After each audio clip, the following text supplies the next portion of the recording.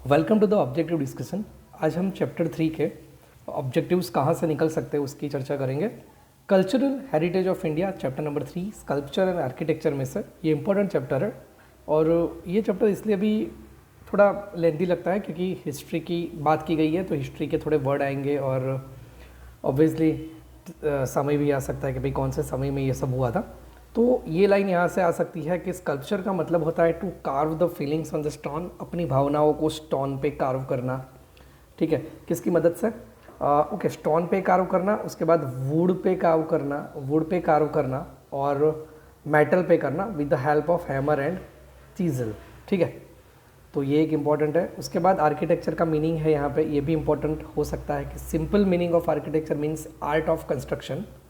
The word Vastu is used for the architecture in Sanskrit language and it is very much renowned. उसके बाद ancient Indian town planning में से ये एक citadel word important हो सकता है, जो कि सिटाडल का मतलब होता है फोर्ट ऑफ रूलर्स, जो रूल करने वाले जो थे राजा, उनके फोर्ट को सिटाडल कहते थे। देन उसके बाद मोहनजोदारो में से इन 1922 archaeologist named Rakhaldas Banerjee and Dayaram Sahni, जिन्होंने ये ह्यूज टाउन प्लानिंग को एक्सकेवेशन काम के दौरान ढूंढ निकाला था, जो कि कहाँ से मिला था ये, तो लारखाना डिस्ट्रिक्ट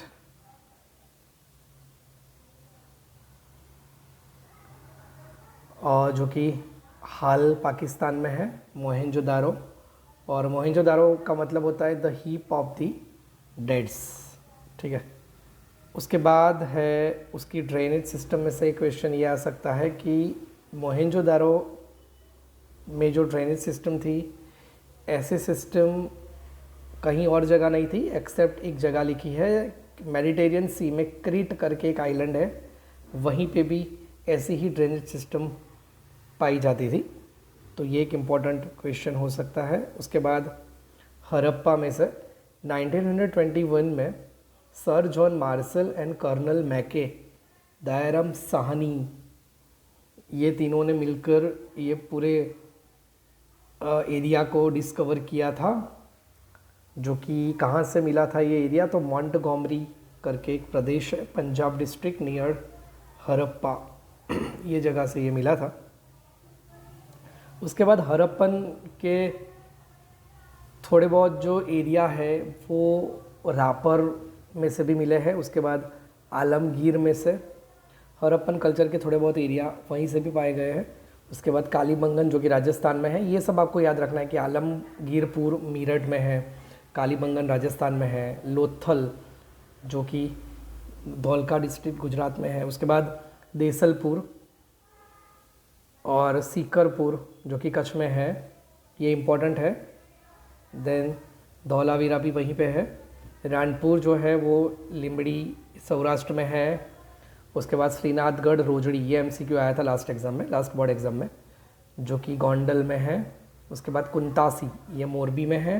और सोमनाथ, यहाँ से थोड़े बहुत जो फैक्टर्स है वो पाए गए थे हड़प्पन सिविलाइजेशंस के।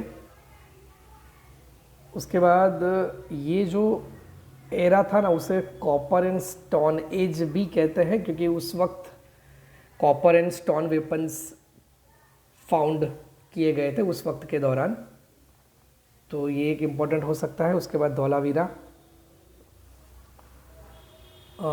धौलावीरा विलेज जो कि खदीर बेट में है, भचाऊ तालुका, भुज से 140 किलोमीटर्स के आसपास है।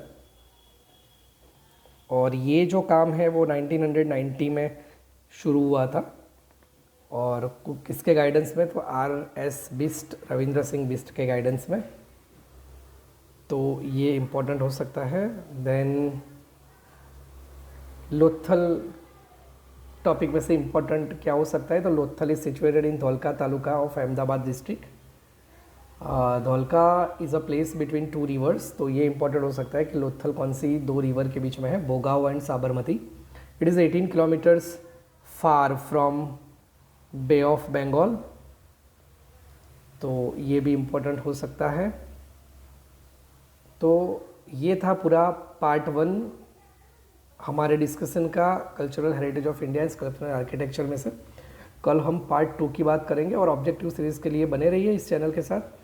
हम ऐसा ट्राई करेंगे कि एक भी मार्क्स आपका ऑब्जेक्टिव बोर्ड में 24 आउट ऑफ 24 हमारा जो टारगेट है उसी टारगेट को लेकर, ठीक है, ये सीरीज़ हम शुरू कर रहे हैं। तो अपने फ्रेंड के साथ शेयर करना अगर अच्छा लगता है तो, और सब्सक्राइब करना मत भूलना। Thank you very much for showing my video।